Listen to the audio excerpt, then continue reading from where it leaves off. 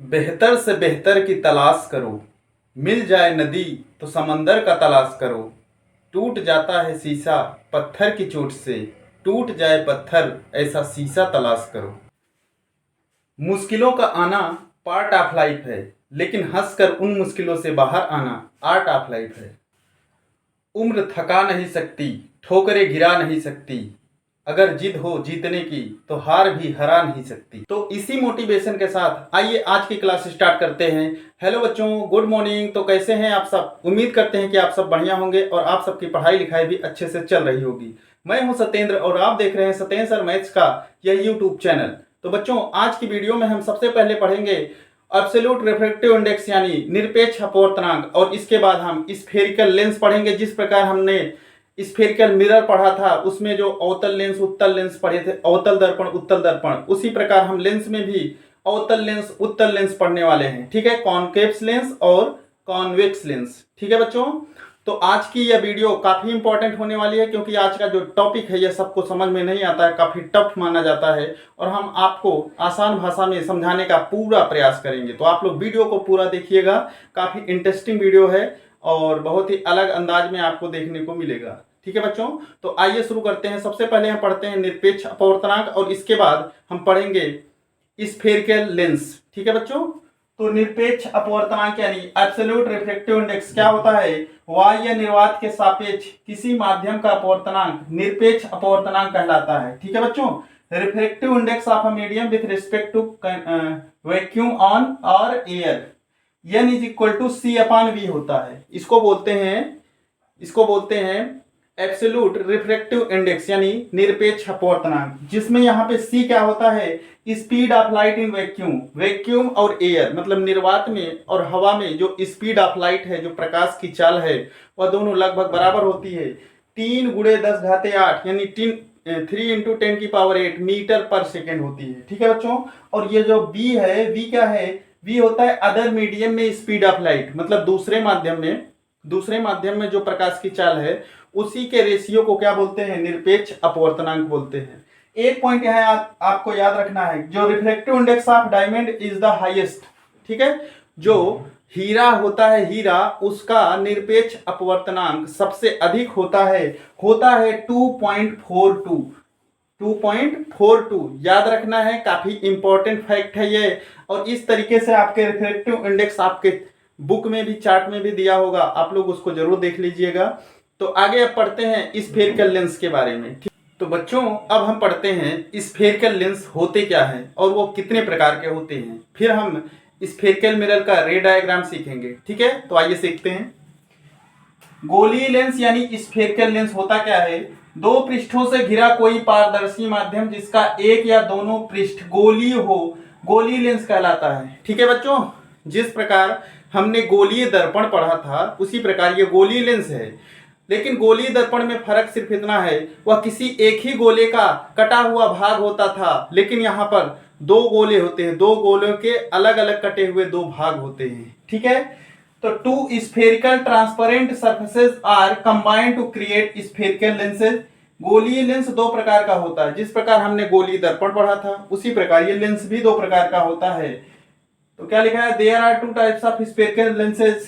पहला है उत्तल लेंस यानी कॉन्वेक्स लेंस, और दूसरा अवतल लेंस यानी कॉनकेव लेंस। ठीक है बच्चों, इस तरीके का उसका चित्र होता है, फिगर होता है। ठीक है, इसको क्या बोलते हैं? उत्तल लेंस किनारों से पतले होते हैं। किनारों पर देखिए, ये इधर और ये इधर पतला हो गया। क्या लिखा है? थिन फ्रॉम द कॉर्नर्स, बीच में मोटा होता है, बीच में आप देखिए मोटा है। थिक एट सेंटर, बीच में कैसा होता है? मोटा होता है। अभिसारी यानी कन्वर्जिंग होता है। कैसा होता है? कन्वर्जिंग होता है, इसीलिए इसको कन्वर्जिंग लेंस भी कहते हैं। कन्वर्जिंग लेंस किसे कहते हैं? कॉन्वेक्स लेंस को ही कन्वर्जिंग लेंस कहते हैं। इधर अवतल लेंस में अगर बात करें तो किनारों पर मोटे होते हैं। आप देखिए किनारों पर क्या है? मोटे हैं। थिक फ्रॉम द कॉर्नर्स, बीच में पतला होता है। थिन एट सेंटर, बीच में पतला हो गया। अपसारी होता है यानी डाइवर्जिंग होता है। ठीक है, डाइवर्जिंग लेंस क्या होता है यानी अपसारी लेंस किसे कहते हैं? तो अवतल लेंस यानी कनकेव लेंस ही अपसारी लेंस होता है।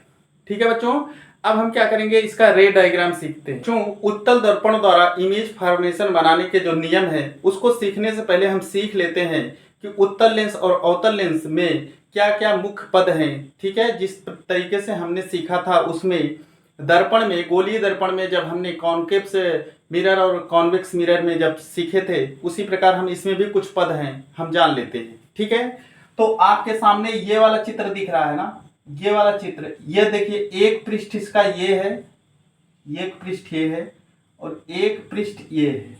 ठीक है प्यारे बच्चों, तो दो पृष्ठों से मिलकर बनता है, दो पृष्ठों से मिलकर बनता है लेंस, और दर्पण एक ही पृष्ठ से मिलकर बन जाता है, किसी गोले के एक ही पृष्ठ से। और यहाँ पर भी इसी प्रकार ये एक पृष्ठ है और ये एक पृष्ठ है। तो आप अगर इस गोले को पूरा बना देंगे तो एक तरीके का ये गोला ही है, उसका फोकस ये है।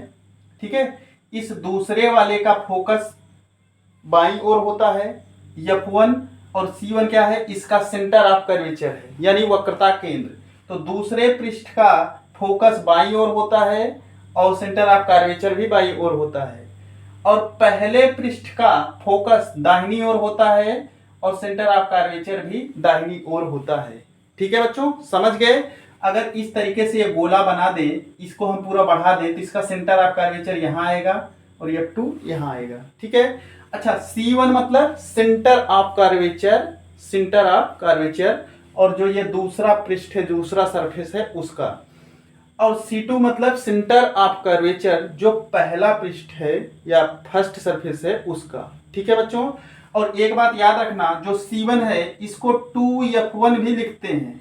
2F1 मतलब जो फोकस है उसका 2 टाइम्स होता है, यानी दोगुना होता है। जो फोकस F1 होता है उसका दोगुना होता है सेंटर ऑफ कर्वेचर। इसी प्रकार जो C2 है यह 2F2 होता है, यानी यह इस फोकस, दूसरे वाले फोकस का 2 गुना होता है। ठीक है बच्चों, इसी प्रकार यहाँ भी समझ लेते हैं।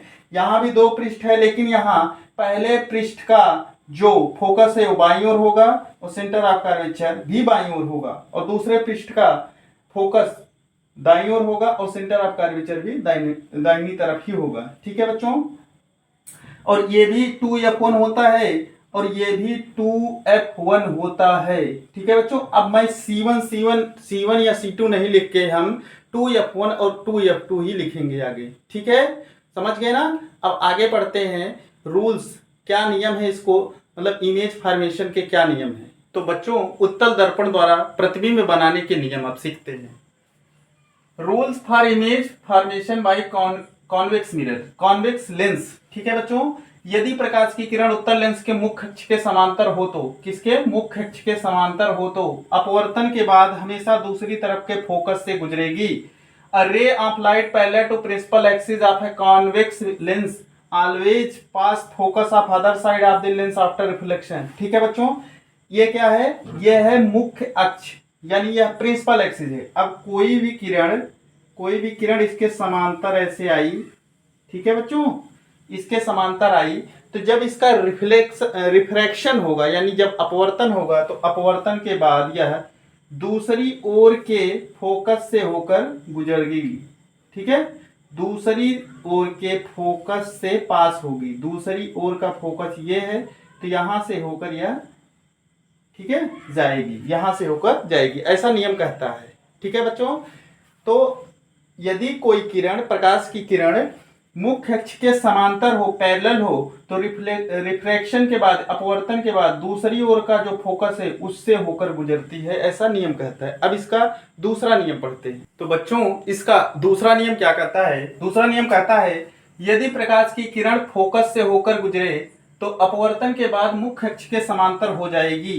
A ray of light passing through the focus will emerge parallel to principal axis after refraction. Refraction के बाद क्या हो जाएगी, मुख्य अक्ष के समांतर हो जाएगी।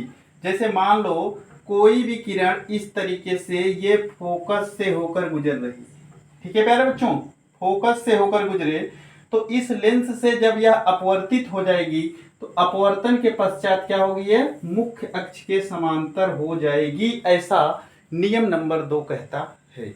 ठीक है प्यारे बच्चों, तो आज की क्लास बस इतनी ही। स्वस्थ रहिए, मस्त रहिए, पढ़ाई में अपने एकदम ऐसे ही व्यस्त रहिए, क्योंकि जब तक तोड़ेंगे नहीं तब तक छोड़ेंगे नहीं। छोड़ने वाले नहीं है इस बार हमें 90 से कम परसेंटेज लाना नहीं है। ठीक है बच्चों, तो चलते हैं उसी मैसेज के साथ कि अपने आस पड़ोस में साफ सफाई रखें, बच्चों को प्यार दें, महिलाओं बुजुर्गों का सम्मान करें। कल फिर मिलेंगे इसी नए जोश नए उत्साह के साथ। जय हिंद बच्चों।